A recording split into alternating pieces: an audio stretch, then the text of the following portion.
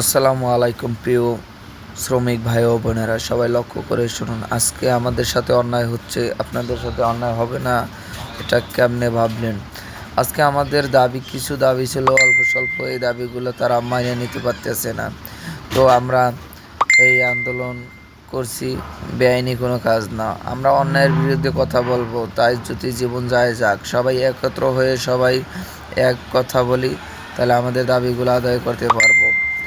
কেউ ভেঙে পড়বেন না, ইনশাল্লাহ আমাদের অতি তাড়াতাড়ি সমস্যাটা সমাধান হয়ে যাবে। আর দয়াপূর্বে সবাইয়ের উদ্দেশ্যে কথা বলতেছি যে সবাই আমাদের উপরে একটু নজরদারি করুন, সবাই আমাকে একটু হেল্প করুন।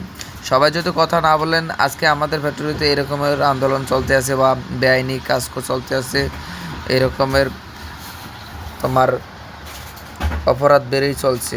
যদি আপনারা সায় না দেন, তাহলে আপনাদেরও উপরে এরকমের পরবর্তীতে আসতে পারে। সবাই সচেতন থাকুন।